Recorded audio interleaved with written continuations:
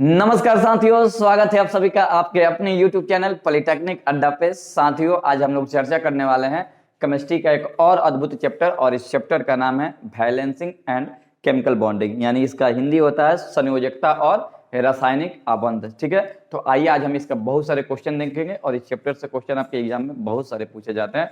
तो आइए आज का क्वेश्चन शुरू करते हैं जी।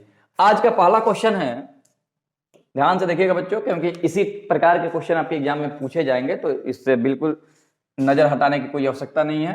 कह रहा है कि संयोजकता यानी कि वैलेंसी शब्द का प्रयोग सर्वप्रथम किया था। आपसे पूछा गया है कि वैलेंसी शब्द का प्रयोग सर्वप्रथम किसने किया था। ऑप्शन है फ्रैंकलिन, कौशल ने, नील्स ने कि रदरफोर्ड ने। तो आपका ऑप्शन होगा ए, वैलेंसी शब्द का सर्वप्रथम प्रयोग जो है फ्रैंकलिन द्वारा किया गया था, यानी ऑप्शन ए होगा। ठीक है, दूसरा क्वेश्चन है कि संयोजकता के इलेक्ट्रॉनिक सिद्धांत का प्रतिपादन किसके द्वारा किया गया था। देखिए, संयोजकता जो वर्ड है, वैलेंसी जो वर्ड है, उसकी शुरुआत जो है सबसे पहले फ्रैंकलिन द्वारा किया गया था, लेकिन इलेक्ट्रॉनिक प्रतिपादन जो है ना लुईस और कौशल द्वारा किया गया था, यानी आपका ये आंसर होगा कौशल और लुईस, यानी ऑप्शन नंबर क्या हो जाएगा जी, बी आपका सही हो जाएगा। दोनों वर्ड में अंतर समझिएगा, वैलेंसी शब्द को दिया गया था फ्रैंकलिन द्वारा, लेकिन इलेक्ट्रॉनिक प्रतिपादन किसके द्वारा किया गया था, तो लुईस और कौशल के द्वारा किया गया था। ऑप्शन नंबर बी हो जाएगा जी।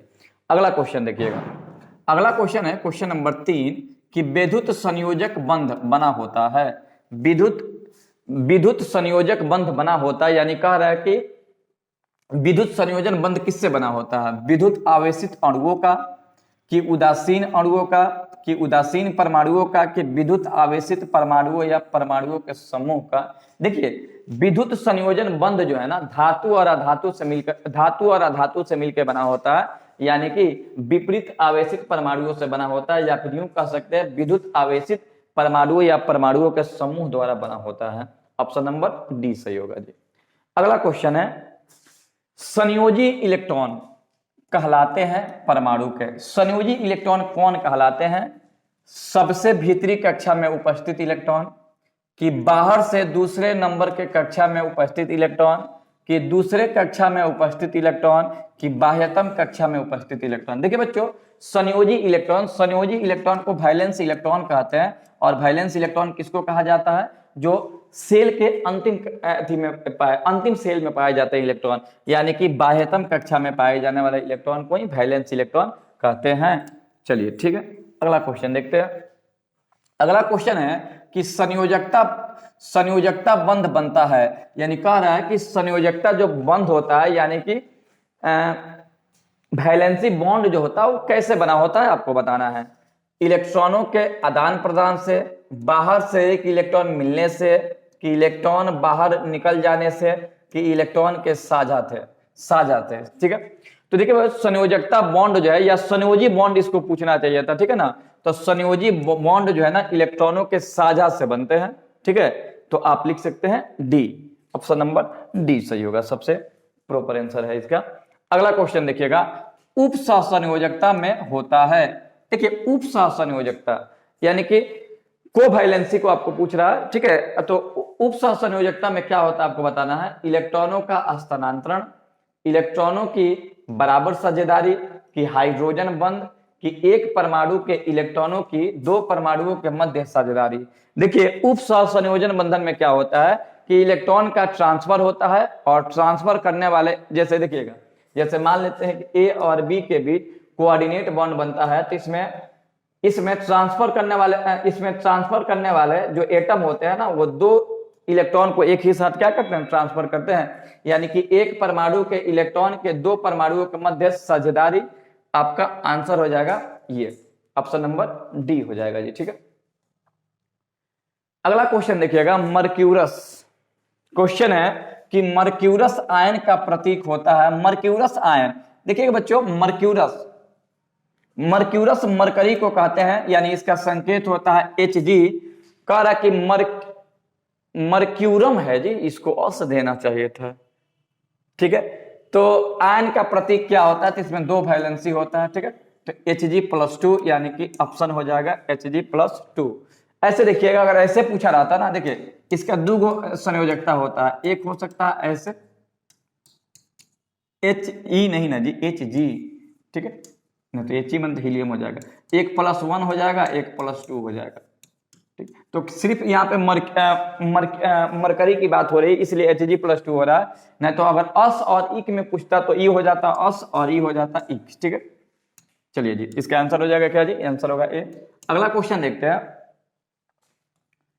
अगला क्वेश्चन देखिएगा, कह रहा है कि Cu अस है, यानी कि कॉपर का यहाँ पे अस कह रहा है, कॉपर की संयोजकता 1 तथा कॉपर इक की संयोजकता 2 है, अतः कॉपर प्रदर्शित करता है। देखो जी, कॉपर दिया है, कह रहा है कि यहाँ पे कॉपर की वैलेंसी 2 है, एक है 1 और एक है 2। एक को हम लोग कहते हैं अस और 2 को कहते हैं इक, यानी वैलेंसी जब अधिक होती है उसको इक कहते हैं, और जब वैलेंसी कम होती है उसको अस कहते हैं। तो कह रहा है कि कॉपर क्या प्रदर्शित कर रहा है, देखिएगा, जब भी कोई एलिमेंट एक से अधिक वैलेंसी को शो करता है तो उसको हम लोग वेरिएबल ऑक्सीडेशन स्टेट के नाम से जानते हैं, यानी कि परिवर्तनशील संयोजकता के नाम से जानते हैं। तो कह रहा है कि कॉपर के यहाँ पे 2 गो वैलेंसी दिया हुआ है, 1 और 2, तो यह किस प्रकार की संयोजकता है, एकल संयोजकता है कि द्विसंयोजकता है कि त्रिसंयोजकता है कि परिवर्तित संयोजकता है, वेरिएबल वैलेंसी इसको बोलते हैं, यानी ऑप्शन जो है डी हो जाएगा, ठीक है। और यहाँ पे याद रखिएगा, कॉपर जो है ना वेरिएबल ऑक्सीडेशन स्टेट को शो करता है, यानी कॉपर यहाँ पे +1 भी शो कर रहा है और +2 भी शो कर रहा है, यानी ऑप्शन नंबर डी हो जाएगा जी, ठीक है। अगला क्वेश्चन देखिएगा, अगला क्वेश्चन है कि सहसंयोजी यौगिक जल में प्रायः होते हैं। कह रहा है कि सहसंयोजी जो यौगिक होते हैं जल में क्या होते हैं। तो बच्चों देखो, यौगिक मुख्य रूप से 2 प्रकार का, एक होता है आयनिक और एक होता है सहसंयोजक। देखिए, आयनिक यौगिक जल में घुलनशील होते हैं, लेकिन सहसंयोजक यौगिक जल में घुलनशील नहीं होते हैं, ठीक है, कुछ को छोड़कर। घुलनशील होते हैं, अघुलनशील होते हैं, वियोजित हो जाते हैं कि जल अपघटित हो जाते हैं, तो अघुलनशील होते हैं बच्चों, यानी कि ऑप्शन नंबर बी। देखिए, कुछ सहसंयोजन को छोड़ करके, जैसे चीनी, ग्लूकोज, इनको छोड़ करके बाकी सब जो है जल में घुलनशील नहीं होता है, जैसे मीथेन, ठीक है, बहुत सारा है।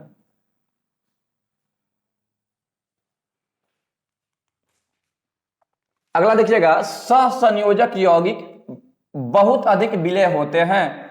सहसंयोजक यौगिक सबसे अधिक विलय होते हैं किसमें, जल में, कार्बनिक विलायकों में कि जल तथा कार्बनिक विलायकों में, कि उप सहसंयोजन उपयुक्त में से किसी भी नहीं। तो देखिए बच्चों, सहसंयोजक यौगिक जो है ना सबसे अधिक किसी में विलय होते हैं, तो क्या होता है, कार्बनिक विलायक होता है, यानी ऑप्शन नंबर बी हो जाएगा जी, ठीक है। दोनों में नहीं, जल में सबसे अधिक कह रहा ना, तो ये जल नहीं जी, क्या हो जाएगा, कार्बनिक विलायक होगा, यानी ऑप्शन है बी सही हो जाएगा इसमें। चलिए अगला क्वेश्चन देखिएगा। अगला क्वेश्चन है कि किसी परमाणु में एक इलेक्ट्रॉन पृथक हो जाने पर उस पर आवेश होता है। कह रहा है कि कोई परमाणु है, जैसे मान लेते हैं कि सोडियम है, इससे एक इलेक्ट्रॉन निकल जाए, एक इलेक्ट्रॉन इससे निकल जाए, तो इस पे क्या होगा, तो ये धनायन हो जाएगा बच्चों, ठीक है। तो कह रहा है कि इकाई ऋणावेश होगा, इकाई धनावेश होगा, कि 2 इकाई ऋणावेश कि 2 इकाई धनावेश। देखिए, अगर एक इलेक्ट्रॉन निकलेगा तो 1 इकाई धनावेश होगा, इलेक्ट्रॉन के निकलने से धनावेश होता है और इलेक्ट्रॉन के आने से ऋणावेश होता है कोई परमाणु, क्योंकि इलेक्ट्रॉन खुद निगेटिव होता है। अगला क्वेश्चन, किसी परमाणु द्वारा 2 इलेक्ट्रॉनों के ग्रहण करने पर बाद उस पर आवेश होगा। जैसे मान लेते हैं कि कोई एक्स कोई एलिमेंट है, ये 2 इलेक्ट्रॉन को ग्रहण कर जा रहा है, तो 2 इलेक्ट्रॉन ग्रहण करेगा तो इस पे 2 इकाई ऋणावेश होगा। तो आंसर क्या होगा जी, 2 इकाई ऋणावेश। इलेक्ट्रॉन को लेने से ऋणावेश होता है और देने से धनावेश होता है जी, ठीक है। तो ऑप्शन हो जाएगा सी। अगला क्वेश्चन देखिएगा। अगला क्वेश्चन है कि सहसंयोजक यौगिक के गलनांक और क्वथनांक वैद्युत संयोजक यौगिक के तुलना में क्या होता है, आपको बताना है। कह रहा है कि सहसंयोजक यौगिक का गलनांक और क्वथनांक वैद्युत संयोजन यानी कि इलेक्ट्रो कोवैलेंट कंपाउंड्स के तुलना में क्या होता है। याद रखिएगा, विद्युत संयोजक यौगिक को ही आयनिक यौगिक कहते हैं। तो कहता कि बताइए कि इसका गलनांक और क्वथनांक विद्युत संयोजन से क्या होता है, कम होता है, समान होता है, अधिक होता है, कि गलनांक और क्वथनांक, गलनांक कम और क्वथनांक अधिक होता है। तो याद रखिएगा सहसंयोजन यौगिक का गलनांक और क्वथनांक जो है विद्युत से कम होता है। ऑप्शन नंबर ए सही होगा। ठीक है, कारण क्या है कि उसमें आयनिक बॉन्ड पाया जाएगा और उसमें कोवैलेंट बॉन्ड पाया जाएगा, आयनिक बॉन्ड मजबूत होता है। अगला क्वेश्चन, H2S हाइड्रोजन सल्फाइड में बंद होगा। कह रहा है कि H2S में कौन सा बंध बना होता है, बताइए। वैद्युत संयोजक, सहसंयोजक, हाइड्रोजन की एकाक्विक बंध। तो देखिए बच्चों, ये क्या है, तो ये है अधातु, नॉन मेटल। ठीक है, और ये भी है नॉन मेटल। तो नॉन मेटल के बीच जो बॉन्ड बनता है उसको हम लोग क्या कहते हैं, तो सहसंयोजक बंध कहते हैं। यानी आंसर हो जाएगा सहसंयोजक बंध। ऑप्शन याद रखिएगा बी नंबर हो जाएगा। ठीक है, अगला क्वेश्चन देखिएगा, निम्न में से किस यौगिक में सहसंयोजक बंधन पाया जाता है। बच्चों याद रखिएगा कि सहसंयोजक बंधन, देखिए दो प्रकार का बंधन होता है मुख्य रूप से, होने के लिए तो तीन होता है लेकिन यहां पे दो पढ़ना है। सहसंयोजक बंधन, सहसंयोजक बंधन या बंध लिख दीजिए, और दूसरा होता है आयनिक या विद्युत संयोजन। ठीक है, आयनिक बंध। तो देखिए बच्चों, सहसंयोजक बंध जो है ना अधातुओं के बीच बनता है। इसमें क्या भाग लेता है, तो सिर्फ नॉन मेटल भाग लेता है, और आयनिक बंधन जो है मेटल प्लस नॉन मेटल के बीच बना होता है बच्चों। ठीक है, तो आपको खोजना क्या है कि सहसंयोजक बंधन। तो देख लीजिए कि किस अणु में सिर्फ अधातु है। पहला है MgCl2, तो ये तो अधातु है लेकिन ये धातु है तो ये नहीं होगा। NaCl, तो ये है अधातु और ये है धातु, तो ये भी नहीं होगा क्योंकि ये भी आयनिक हो जाएगा। हाँ, इसकी बात करें तो हाइड्रोजन है अधातु और ये भी अधातु है, तो आपका आंसर यही सही हो जाएगा, सी मीथेन जो है इसमें सहसंयोजक यौगिक पाया जाएगा और ये गलत हो जाएगा। ठीक है, ऑप्शन सी सही होगा जी। अगला क्वेश्चन देखिएगा, कह रहा कि तत्व A तथा B के परमाणुओं के, देखिए दो तत्व है जी, तत्व पहला है A, ठीक है, और दूसरा तत्व जो है उसका नाम क्या है जी, B है। B के बाह्यतम कक्षा में क्रमशः 2 तथा 6 इलेक्ट्रॉन है। देखिए इसके बाहरी कक्षा में, देखिए बाहरी कक्षा में उपस्थित इलेक्ट्रॉन को वैलेंस इलेक्ट्रॉन कहते हैं। तो A के बाहरी कक्षा में 2 इलेक्ट्रॉन है और B के बाहरी कक्षा में कितना वैलेंस इलेक्ट्रॉन है जी, 6 वैलेंस इलेक्ट्रॉन है। तो कह रहा है कि इससे जो यौगिक बनेगा उसका सूत्र बता दीजिए क्या होगा। देखिए जब भी किसी परमाणु से कंपाउंड बनता है, अणु बनता है, तो उसमें वैलेंसी की आवश्यकता होती है। तो देखो इसमें वैलेंस इलेक्ट्रॉन 2 है तो इसका वैलेंसी भी 2 होता है।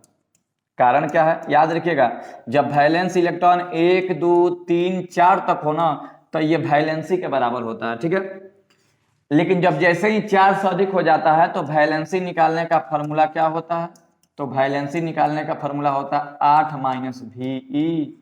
चलिए, तो 8 का 8 भी, इसका वैलेंस इलेक्ट्रॉन कितना है 6, तो इसकी वैलेंसी कितनी हो जाएगी, 2 हो जाएगी। ठीक है, वैलेंसी 2 हो जाएगी, इसकी वैलेंसी 2 और इसकी वैलेंसी 2। तो क्वेश्चन में कह रहा है कि बताइए कि ए और बी से जो कंपाउंड बनेगा वो कंपाउंड क्या होगा। कंपाउंड आपको बता देना है बच्चों। तो कंपाउंड क्या बनेगा जी, तो देखो एक ए है दूसरा बी है, ए की संयोजकता 2 और बी का भी 2। इसका देखिए एक्चुअली ये धातु है, घटा के निकालते हैं तो इसको माइनस में ही लिखा जाता है, तो ये माइनस दोनों कैंसिल हो जाएगा, क्या हो जाएगा ए बी। यानी जो कंपाउंड बनेगा वो क्या होगा बच्चों, ए और बी बनेगा बच्चों, यानी कि ऑप्शन जो है ए होगा। ठीक है, अच्छे से इसको देखिए और लिखिए भी इसको। चलिए जी, ऐसे क्वेश्चन कई बार पूछा जाए आपके एग्जाम में। अगला क्वेश्चन देखते हैं। अगला क्वेश्चन है कि वह कौन सा यौगिक है जो पानी में घुलने पर अच्छा विद्युत का चालक होता है जबकि इसके पूर्व विद्युत का कुचालक होता है। देखिए बच्चों, आयनिक यौगिक, आयनिक यौगिक, कोई भी आयनिक यौगिक ले लो।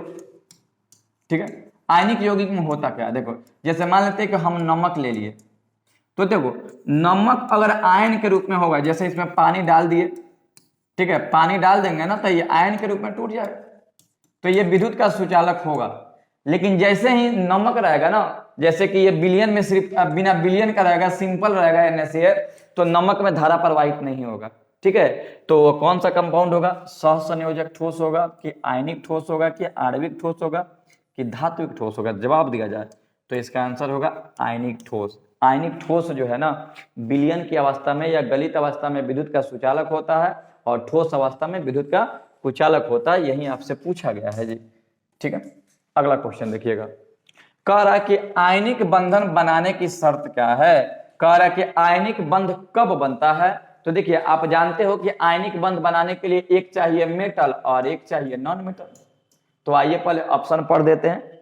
कह रहा है कि आयनिक बंधन बनाने का शर्त क्या है। दोनों परमाणु धन विद्युत हो, गलत बात है। देखिए, जब भी आयनिक बंधन बनता है तो एगो जो है धन विद्युत होता है और एगो जो है ऋण विद्युत होता है, और इसमें कह रहा है कि दोनों धन विद्युत हो, तो गलत है। दूसरा, दोनों परमाणु उच्च आयनिक ऊर्जा रखते हो, ये कैसे हो सकता है जी। प्रत्येक एलिमेंट का आयनन ऊर्जा अलग अलग होता है, दोनों का आयनन ऊर्जा सेम हो जाएगा तो दोनों अभिक्रिया करेगा क्या है, दोनों एक दूसरे में क्यों सटेगा, ये भी गलत है। दोनों परमाणु ऋणावेशित हो, ये भी गलत है। दोनों ऋणावेशित हो जाएगा तब तो वो सहसंयोजक बना लेगा, ठीक है, ये भी नहीं है। किसी एक परमाणु की आयनन ऊर्जा कम हो, ये सही है जी। इसमें क्या होगा, एक का धातु का आयनन ऊर्जा अधिक होगा, इसका कम होगा, तो दोनों जाकर सड़ जाएगा। ठीक है, देखिए, जब तक दोनों बगल आवश्यकताएं नहीं होती है दोनों एटम के पास, तब तक बॉन्ड बन ही नहीं सकता है। तो कम से कम दोनों में एक आवश्यक कम ही तो होना चाहिए ना, यानी कि एक की आयनन ऊर्जा कम होगा तो बॉन्ड बनेगा, यानी ऑप्शन नंबर डी सही होगा जी। अगला क्वेश्चन कि सोडियम क्लोराइड में बंधन होते हैं। सोडियम क्लोराइड, बच्चों देखो, सोडियम में ई है मेटल, सोडियम क्लोराइड NaCl होता है फार्मूला, और क्लोरीन होता है नॉन मेटल। तो अभी आपको बताए थे कि जो मेटल और नॉन मेटल से बना होता है उसको आयनिक कहते हैं। आयनिक का मतलब होता है विद्युत संयोजक। तो सहसंयोजक बंधन, विद्युत संयोजक बंधन कि उप सहसंयोजक बंधन के उपयुक्त में से कोई नहीं, तो आंसर होगा बी, वैद्युत संयोजक बंधन। ठीक है, सोडियम क्लोराइड। अगला क्वेश्चन देखा जाए। अगला क्वेश्चन है कि सहसंयोजी यौगिक की तुलना में वैद्युत संयोजी यौगिक का सामान्यता होता है। कह रहा है कि सहसंयोजी के तुलना में वैद्युत संयोजी यौगिक के सामान्यता होते हैं उच्च गलनांक तथा उच्च क्वथनांक। सहसंयोजी के तुलना में वैद्युत संयोजी यौगिक, यानी विद्युत का पूछ रहा है जी, किसके तुलना में, सहसंयोजक के तुलना में। उच्च गलनांक या उच्च क्वथनांक सही लग रहा है, निम्न गलनांक निम्न क्वथनांक ये गलत है, ये गलत है, ये भी उच्च गलनांक और निम्न क्वथनांक ये भी गलत है। यानी क्या होना चाहिए बच्चों, तो ऑप्शन नंबर ए सही होगा। वैद्युत संयोजन यौगिक का गलनांक और क्वथनांक सहसंयोजन से अधिक होना चाहिए, ऑप्शन नंबर ए सही है जी। ठीक है, अगला क्वेश्चन देखिएगा। अगला क्वेश्चन है कि आवर्त सारणी के समूह 4a का तत्व कार्बन है। ठीक है, देखिएगा, इसको 4a को ना 4a उपवर्ग कहा जाता है।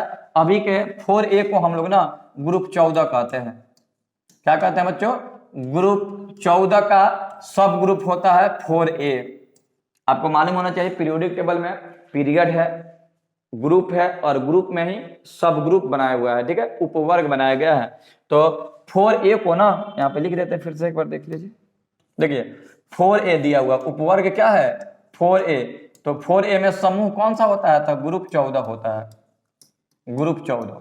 ठीक है, का एक तत्व कार्बन है, और एलिमेंट कौन सा है जी, एलिमेंट है कार्बन, एलिमेंट है कार्बन। इसका इलेक्ट्रॉनिक विन्यास 2 6 है, सही। इसका EC हम लिखेंगे तो कितना आएगा, 2 और 4, 2 6 नहीं है, 2 4 है। इसलिए कार्बन को अस्थायी विन्यास प्राप्त करना चाहिए। देखिएगा, जो इसके अंतिम कक्षा में इलेक्ट्रॉन है ना, इसको वैलेंस इलेक्ट्रॉन कहेंगे, और ये वैलेंस इलेक्ट्रॉन क्या है, 4 है। किसी भी एलिमेंट को ना स्टेबल होने के लिए उसके पास 8 इलेक्ट्रॉन चाहिए। कितना इलेक्ट्रॉन चाहिए जी, 8 इलेक्ट्रॉन, तभी वो अष्टक का निर्माण करेगा। क्वेश्चन में कह रहा है कि बताइए कि आवर्त सारणी के समूह 4a का तत्व कार्बन है। ठीक है, इसका इलेक्ट्रॉनिक विन्यास 2 4 है, इसलिए कार्बन को अस्थायी विन्यास प्राप्त करना चाहिए। देखिएगा, इसके बाहरी कक्षा में 4 इलेक्ट्रॉन है, ये 2 4 है, यानी कि बाहरी में 4 है। तो इसको स्टेबल होने के लिए और कितना इलेक्ट्रॉन चाहिए, तो और 4 इलेक्ट्रॉन चाहिए, तब जाके ये इसके बाहरी कक्षा में 8 इलेक्ट्रॉन होगा। ऑप्शन देखिए, 4 इलेक्ट्रॉन का साझा करके, 4 इलेक्ट्रॉन प्राप्त करके, 4 इलेक्ट्रॉन खो करके, कि उपयुक्त में से कोई नहीं। तो बच्चों ये अधातु है, तो अधातु साझा करने का काम करता है। तो अगर 4 इलेक्ट्रॉन का साझा करेगा ना, या फिर बॉन्ड बनाने के लिए नहीं ना कह रहा है, 1 मिनट रुक जाइए बाबू। देखिए बॉन्ड बनाने के लिए जब नहीं कह रहा ना तो आप लिखिएगा 4 इलेक्ट्रॉन प्राप्त करके। देखिए इसके पास 4 इलेक्ट्रॉन है, स्टेबल होना होगा तो 4 और कहीं से आ जाए ना तो ये स्टेबल हो जाएगा। साझा यहाँ पे लिखना कोई ज्यादा जरूरी नहीं है। हाँ अगर कंपाउंड निर्माण कहता तो 4 हम लोग लिखते हैं साझा करके, ठीक है। अगला question, NaCl, CCl4, MgCl2, N2, HCl और क्लोरीन के अणुओं में कौन सा आयनिक बंधन है? तो बच्चों देखिए आयनिक बंधन, अणुओं में कौन सा आयनिक बंधन बनाते हैं, ठीक है। यहाँ पे ऑप्शन दिया हुआ, देखिए यहाँ पे धातु है, यहाँ पे अधातु है तो ये आयनिक है। लेकिन यहाँ पे देखो यो अधातु तो ये गलत हो गया, ये सहसंयोजन होगा तो गलती कर दिया। ये धातु है और ये अधातु है तो आयनिक बना लिया, ये धातु है अधातु आयनिक, तो ये सही है। यही दोनों पेयर जो है आयनिक बना रहा है। बाकी ये भी गलत होगा, ये भी गलत होगा, ऑप्शन बी सही होगा, होगा नहीं है। अगला क्वेश्चन देखिएगा, निम्नलिखित में किस में सहसंयोजक एवं आयनिक दोनों बंधन पाया जाता है? बहुत ही सुंदर क्वेश्चन है। कह रहा है कि बताओ किस में दोनों बंधन पाया जाता है? कौन बंधन? तो सहसंयोजन बंधन भी और आयनिक बंधन भी। HOH जल में तो बिल्कुल नहीं, इसमें CCl4 इसमें नहीं, इसमें भी नहीं। NaOH में दोनों बंधन पाया जाता है बच्चों, आयनिक भी पाया जाता है और सहसंयोजक भी पाया जाता है। अगला क्वेश्चन देखिएगा, अगला क्वेश्चन है वह यौगिक जिसमें आयनिक तथा सहसंयोजक दोनों बंधन पाया जाता है। फिर से एक बार क्वेश्चन आ गया। देखिए जितना भी दोनों वाला क्वेश्चन है ना एकदम खास होता है, याद रखिएगा। तो मीथेन में पाया जाता है सहसंयोजक,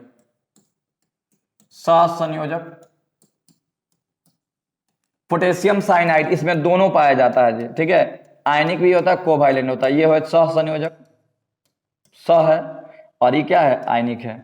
तो बच्चों इसका आंसर क्या होगा? इसका आंसर होगा पोटेशियम साइनाइड, KCl। KCl में आयनिक और सहसंयोजन दोनों बंध पाए जाते हैं।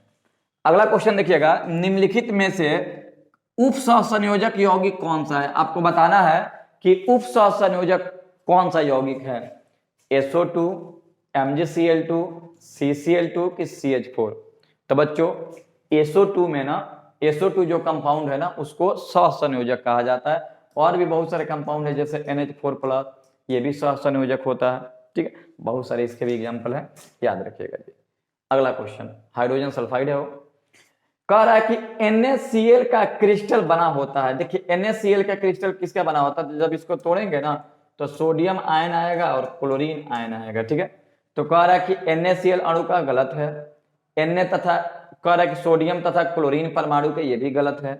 सोडियम आयन तथा क्लोरीन आयन का, ये सही है जी, ठीक है। ये जो क्रिस्टल होता है, क्रिस्टल हमेशा आयनों का ही बना होता है और ये गलत है क्योंकि यहाँ पे साइन प्लस देना चाहिए और यहाँ पे माइनस देना चाहिए, साइन बदल दिया है तो गलत है।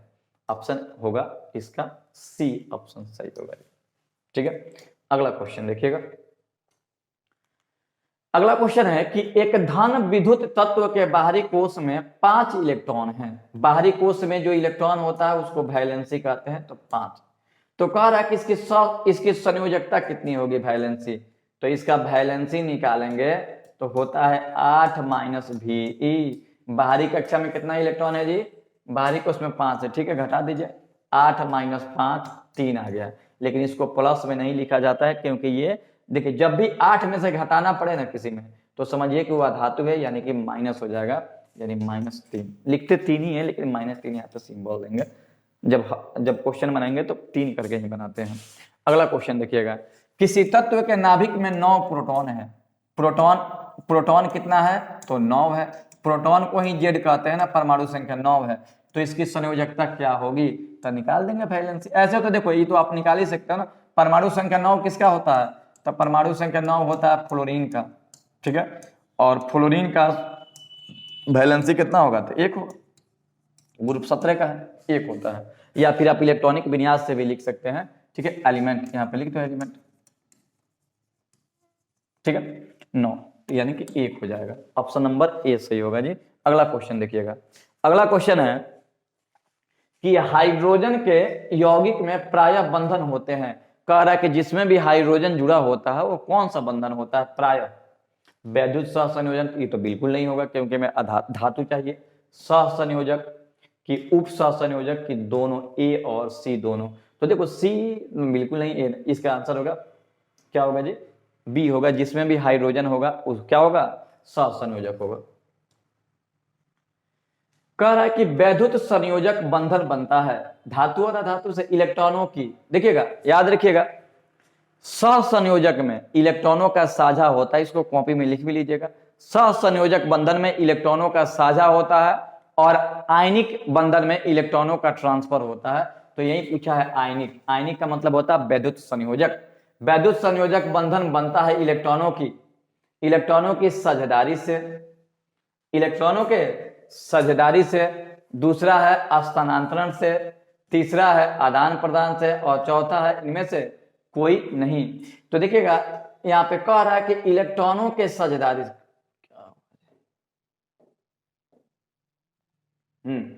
कह रहा है कि बताइए कि कैसे बना होता है वैद्युत संयोजन यौगिक। तो याद रखिएगा वैद्युत संयोजन यौगिक जो होता है इलेक्ट्रॉनों के स्थानांतरण से बना होता है, यानी ऑप्शन जो है बी सही होगा 30 का ऑप्शन क्या सही होगा जी, बी सही होगा। तो ऑप्शन इसमें आप लोग बी करके रखिएगा जी, ठीक है, क्या होगा बी, क्या हो गया, बी इसका आंसर सही होगा, यानी 30 का आंसर जो है बी होगा। तो 30 का आंसर जो है क्या होगा, तो बी होगा, ठीक है, इलेक्ट्रॉनों के स्थानांतरण से बना होता है जी। अगला क्वेश्चन है कि नाइट्रोजन अणु में कौन से बंध होते हैं बताना है। नाइट्रोजन, देखिए बच्चों नाइट्रोजन जो है डाई एटॉमिक मॉलिक्यूल से, और इसमें बंध की संख्या बोले तो 3 होती है। कितनी होती है जी, 3, एकल, त्रिक, द्वि, इतना, तो ये त्रिक होगा, त्रिक का मतलब 3 होता है। ऑप्शन नंबर बी सही होगा जी, ठीक है। अगला क्वेश्चन देखते हैं। अगला क्वेश्चन है N2O5 में नाइट्रोजन की संयोजकता क्या होगी। बड़ा सुंदर क्वेश्चन है N2O5। तो देखो इसमें जो संख्या लगा होता है ये इसकी संयोजकता होती है, और इसमें जो लगा होता है इसकी संयोजकता होती है। तो यानी कि 2 लगा है, ऑक्सीजन की संयोजकता 2 और नाइट्रोजन की 5। तो यहाँ पे नाइट्रोजन की संयोजकता क्या होगी जी, 5 होगी। यानी देखो इसमें जो संख्या लगा होता है ना ये इसकी संयोजकता होती है, और इसमें जो लगा होगा वो इसकी संयोजकता होगी। तो नाइट्रोजन की संयोजकता 5 होगी, ऐसे 5 होता भी है, ठीक है, 3 से लेकर 5 तक होता है। कह रहा है कि KCl में पोटेशियम और क्लोरीन परमाणुओं के मध्य बना होता है। KCl, देखिएगा KCl के बीच कौन सा बॉन्ड बना होता है। तो देखो ये मेटल है और क्लोरीन जो है ना नॉन मेटल है। तो जब भी मेटल और नॉन मेटल के बीच बॉन्ड होता है तो विद्युत संयोजक होता है। तो आंसर हो जाएगा आपका ए, वैद्युत संयोजक बंधन, ठीक है। लेकिन अगर KCN रहता बच्चों, KCN रहता, पोटेशियम साइनाइड रहता, तो आंसर हो जाता सी, ठीक है, इसमें होगा इसका आंसर। पोटेशियम साइनाइड होता है उप सहसंयोजक, लेकिन अगर KCl की बात करें तो KCl क्या होगा आपका वैद्युत संयोजक यौगिक होगा जी। चलिए अगला क्वेश्चन देखिएगा। KCl निम्न में से कौन सा पदार्थ सहसंयोजक होता है। KCl, अरे क्वेश्चन यहाँ पे ये गलत हो गया जी, ये KCl को आप लोग नहीं पढ़ेंगे। क्वेश्चन क्या है कि निम्न में से कौन सा पदार्थ सहसंयोजक है, यानी कोवैलेंट आपको बताना है। तो नॉन मेटल देखिए दोनों में क्या है, तो देखो इसमें धातु और अधातु है, यानी कि ये आयनिक हो जाएगा। देखो ये अधातु और ये अधातु, यानी आंसर हो जाएगा आपका बी जो है ना सहसंयोजक है, ठीक है, ऑप्शन नंबर बी। अगला क्वेश्चन है कि निम्न अणुओं में उप सहसंयोजक बंधन होता है। उप सहसंयोजक बंधन होता है जल में, अमोनिया क्लोराइड में, मीथेन में कि मैग्नीशियम क्लोराइड में। तो आंसर होगा बच्चों बी, अमोनियम क्लोराइड, और फॉर्मूला याद रखिएगा NH4Cl। इसको नौसादर के नाम से भी जाना जाता है, नौसादर के नाम से भी जाना जाता है, तो इसको भी याद रखिएगा। अमोनियम क्लोराइड में दोनों का गुण उप सहसंयोजन बॉन्ड बना होता है इसमें। कह रहा है कि एक तत्व का परमाणु भार 24 है, एलिमेंट परमाणु भार को हम लोग ए कहते हैं, कितना दिया है जी 24 दिया है, तथा इसके नाभिक में 12 न्यूट्रॉन है। न्यूट्रॉन कितना है जी, तो 12 है। तो कह रहा है कि इसकी संयोजकता क्या होगी। बड़ा सुंदर क्वेश्चन है, न्यूमेरिकल है। तो संयोजकता निकालने के लिए परमाणु संख्या चाहिए, परमाणु संख्या के लिए प्रोटॉन चाहिए, तो प्रोटॉन निकाल देंगे हम लोग पहले। तो आप पढ़े हैं कि ए नाभिक का भार का फॉर्मूला होता है P+N। तो ए का मान है 24, पी का मान नहीं मालूम है, और न्यूट्रॉन दिया है 12। तो 24, 12 को इधर लाएंगे, -12 इक्वल टू P, यानी P का मान लाएंगे तो हो जाएगा 12, यानी प्रोटॉन कितना जी, प्रोटॉन आ गया 12। और आप जानते हैं कि प्रोटॉन जो है परमाणु संख्या के बराबर होता है, तो परमाणु संख्या कितना होगा बच्चों, 12 होगा। तो परमाणु संख्या 12 होगा तो अच्छा परमाणु संख्या 12 किसका होता है, तो आप शॉर्टकट अगर देखो यहाँ से इलेक्ट्रॉनिक विन्यास करके भी निकाल लेंगे या फिर डायरेक्ट कुछ मजा इंटरेस्टिंग बनाते हैं इसको। तो परमाणु संख्या 12 किसका होता है, मैग्नीशियम का, और मैग्नीशियम का वैलेंसी कितना होता है जी, तो ये ग्रुप 2 का एलिमेंट है, यानी कि इसका वैलेंसी कितना होगा 2। यहाँ पे इलेक्ट्रॉनिक विन्यास से भी आप निकाल लेते, लेकिन एक ही मेथड से कितना बार निकालिएगा। चलिए ऑप्शन नंबर ए सही हो जाएगा जी। अगला क्वेश्चन देखिएगा। अगला क्वेश्चन है कि नाइट्रोजन अणु के बंध निर्माण में इलेक्ट्रॉनों की कुल कितनी संख्या होती है। देखिए नाइट्रोजन जो बंध बनता है ना, त्रिबंध बनता है बच्चों। क्या बनता है जी, त्रिबंध बनता है। नाइट्रोजन के बीच त्रिबंध होता है। तो कह रहा है कि बताइए कितना इलेक्ट्रॉन भाग लेता है। बच्चों याद रखिएगा, एक बॉन्ड बनाने में 2 इलेक्ट्रॉन की साझेदारी होती है। तो एक बॉन्ड में 2 गो, इसमें भी 2 गो, इसमें भी 2 गो, तो टोटल इलेक्ट्रॉन कितना हुआ, टोटल इलेक्ट्रॉन हुआ 6।